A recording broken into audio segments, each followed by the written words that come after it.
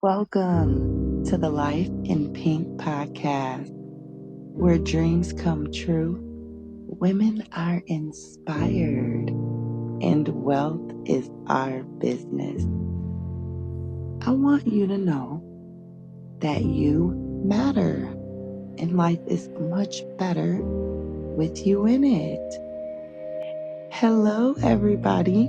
Welcome back to the podcast, and welcome if you are new. On today's episode of the podcast, I want to talk about trusting yourself enough to make your own decisions. Sis, you already know, trusting yourself in a world full of noise. Hey y'all, can we just take a second to breathe, like actually breathe? Because listen, life out here is a whole roller coaster, and a half of us didn't even meet the height requirements before we got on.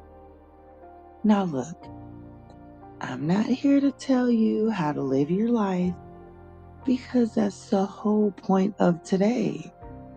You don't need anybody else to tell you what's best for you. We, already grow up being told what to do, what to wear, how to sit, who to please, and when to speak. And then one day we're expected to just know how to navigate this wild world of adulting, when half the time even the adults look like they just winging it. I mean, let's be real, they are. But the truth is, you already know. You do. So let's dive right into the topics. Okay, so I don't know who needs to hear this, but every decision you make is the right decision. Even if it's wrong, it taught you something, it helped you grow. It was a part of your expansion pack. So you're going to expand after that. That's all that we need to know. We're going to expand. But I say all of that to say, staying confident in all your decisions, because no matter which way it go, it was a win-win situation. No matter how you slice it, you won in the end. So let's get it, y'all. We standing firm and confident in all our decisions. Oh, yeah, Lord, you heard. Let's get it. I'm at a point on my journey where I am making decisions for my happiness that don't make sense to anybody else around me. I am not looking for a high five, a word of encouragement. I'm not asking you what you think about it. I'm just gonna do it. So if you see me doing something out of character, or I'm acting brand new, or I'm on some new shit, just know it's about who I'm becoming and not about who I've been. It's about where I'm going and not where I was. And I don't want anybody to take it personal.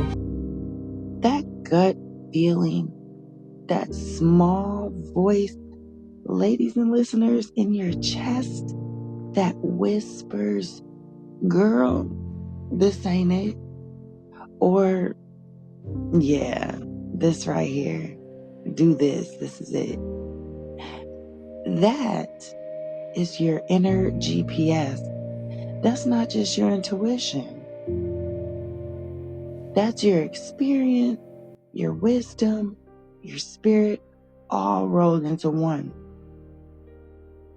I want to talk about low self-trust. If you ever feel like you can't trust yourself to do certain things or to make certain decisions, you probably have low self-trust. This usually stems from our past mistakes and making decisions that did not serve you. You probably repeated the same patterns, the same habits, gone back to the same person 5 times over, even though you said you were done. Whatever the decision or the mistake was, when you consistently go against your core values and your higher self, you slowly start to break down your self-trust. And then you'll just get to a point where you start believing in your ability to make the right decisions for yourself. I've been there myself, but you do have the ability to start rebuilding a trusting foundation within yourself. Start by regularly making and keeping small promises to yourself. It could literally be the smallest thing ever, but when you make them, keep them. And then you can slowly start to rebuild your trust for yourself and build up your confidence. I don't know who needs to hear this, but baby, you don't need to consult everyone before making a decision in your life. Firstly, not everyone has your best interest at heart. And I want you to let that land a little bit. Not everybody has your best interest at heart, even the ones that feel close to you. Number 2, it's giving disempowered. It's giving victimized. So you need to take that power back and learn to make your own decisions. And number 3, a lot of the times, people give you advice from their own vantage point, from their own fears, from their own triggers, from their own traumas. And a lot of the times, their advice has nothing to do with you. So learn to check in with yourself. Learn to connect with yourself and make decisions from a more empowered place. Stop breaking the promises that you make to yourself, because then you're never going to trust yourself. And you need to trust yourself in order to make decisions and be decisive and have clarity and actually take action on the things that you say you're going to do. To be a woman of your word, okay? So stop saying you're going to do something and then you don't do it. Because guess who's listening? You are. And you keep breaking your promises to yourself. It's time to keep your word. And watch, your self-trust is going to flourish. And it's essential for peace, is to be able to trust yourself. In order to move forward, you have to trust yourself. Okay? All right, love you. Bye. Now, trusting yourself doesn't mean you'll always make the perfect choice. Sometimes you'll take a wrong turn or two. Sometimes you'll look back and think, man, that was a detour. But you know what? That's part of it. Every so-called wrong turn just brings you closer to the route that you were meant to take. When you start to become more intentional about yourself, everything changes. When you start to prioritize yourself and you become the center of your world, along with God, of course, everything changes. You even start to date differently. In my opinion, I think a lot of women center men to be the center of their world. Like, it's always about getting a man, finding a man, keeping a man. When you start to prioritize yourself and making yourself the center of your world, you start to realize, is this man enough for me? You don't want to rush into a relationship anymore. You actually want to take your time and be intentional, because everything else in your life starts to become intentional. You actually start to date with a purpose, and I think that a lot of people can just sense that about you. Instead of you trying to convince somebody that you're a girlfriend or you're a wife, they just already know that about you, and they kind of feel that. It's something in your aura, it's something in your essence that kind of just oozes off of you. You're no longer trying to convince someone anymore, because you already know that you are worthy enough. I think that makes you really slow down. You don't date from lack anymore. I think a lot of women and men too, they date from a place of lack.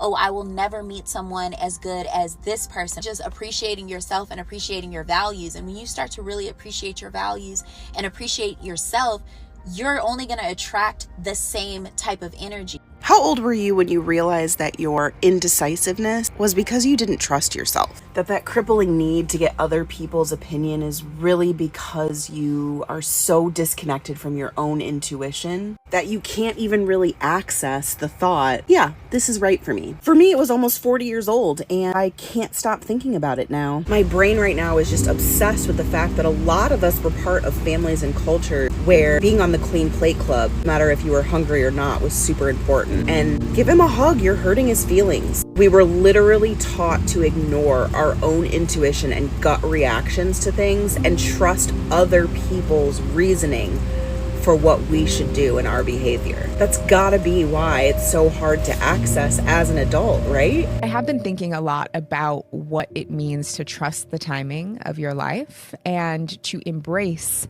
new timings as they unfold. I'm simultaneously exactly where I wanted to be, and I'm also nowhere near where I want to be at the same time. And I am allowing space for both. It is valid to have feelings and desires for things that you don't have, and that also doesn't take away from having a sense of gratitude about what you do have. For my 20-something self, my current life was my biggest dream. We try to cram 5 decades worth of life experience into that 1 decade, and if we're 2 years into that decade and haven't done it all, then we beat ourselves up and we call ourselves a failure. When really, life is meant to be lived, and it's meant to be experienced over a long stretch of time. If you want to fall madly in love with yourself, these are are the 3 things that you are going to have to grasp. You want to make a clear decision over and over again throughout your life that you are the source of everything that feels good to you. You do not put the keys to your good feelings outside of you. Your joy, your relief, your peace does not come from anyone else. It doesn't come from an event. It doesn't come from a circumstance. It comes from within you. Part of being a super magnetic and abundant person is giving and acting out of overflow, never depleting yourself. The biggest gift that you can give to the world, the biggest gift you can give to anyone in your life is the most energized, nourished version of you. And the most powerful way to manifest anything is out of ease. The kind of people who actually get what they want are the ones that are able to find relief within themselves.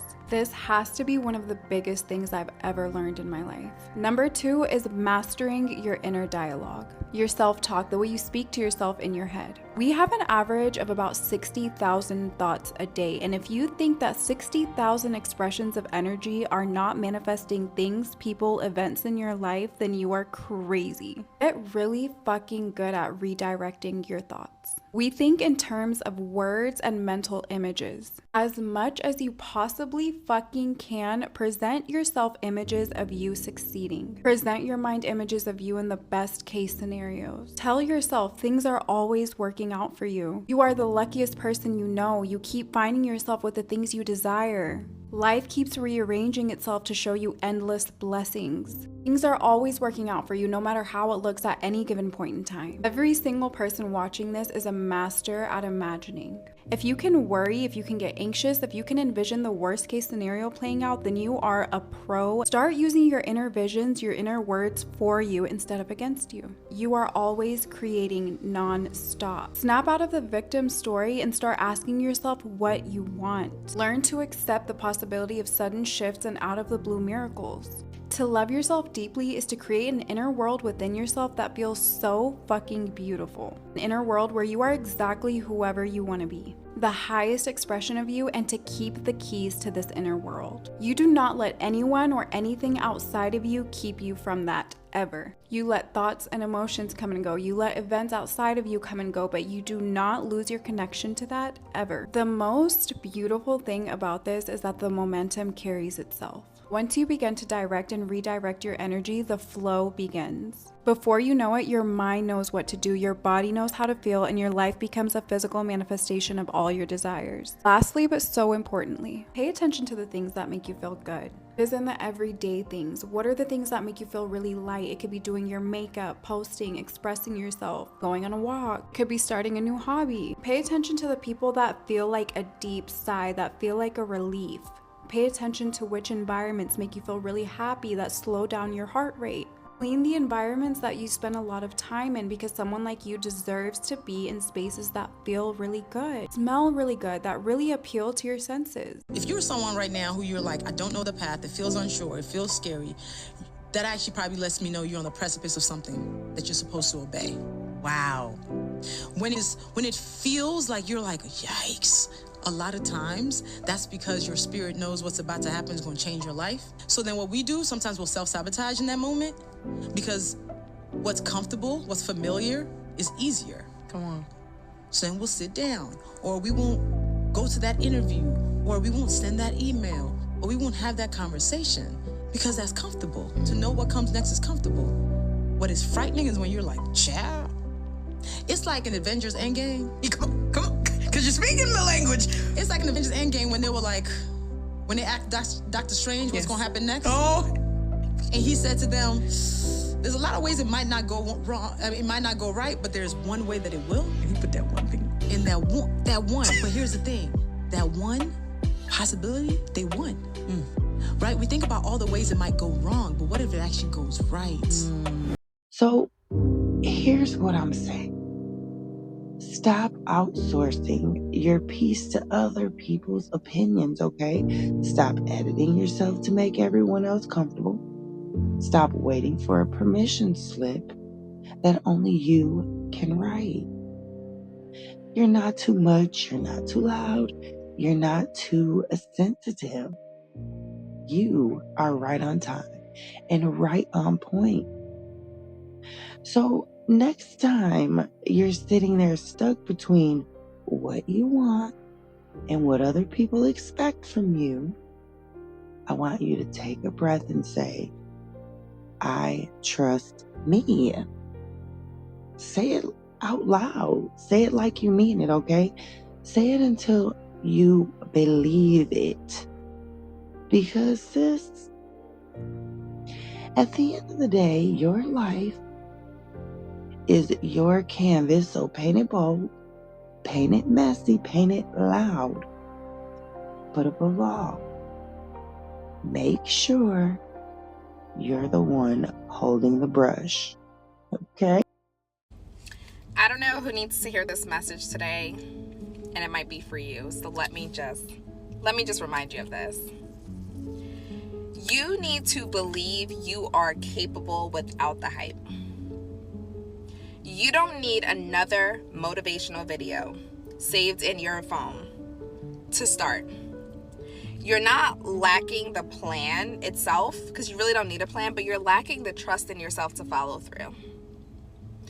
And let me just remind you that readiness isn't a feeling.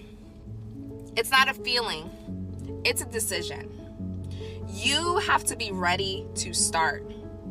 You have to be ready to let go of your ego. You have to be ready to let go of the fact that you're going to be uncomfortable. You are going to be uncomfortable, but you know what's holding you back already. So yeah, you don't need another video telling you to just start today, start tomorrow. Just go. Just go. Each day that passes by, you'll start to realize I am losing another opportunity. I am losing another opportunity. But here's the thing, no one tells us. We have so much to gain when we start without the hype. Yeah. I love you. All right. Hey, thanks again for stopping by. I hope you enjoyed this episode of the podcast today. I want you guys to all take the time to take care of yourself. Keep nurturing your spirit and embracing the luxury of living your best life. And until next time, ladies and fabulous listeners, embrace your softness, your strength, and all that makes you beautiful.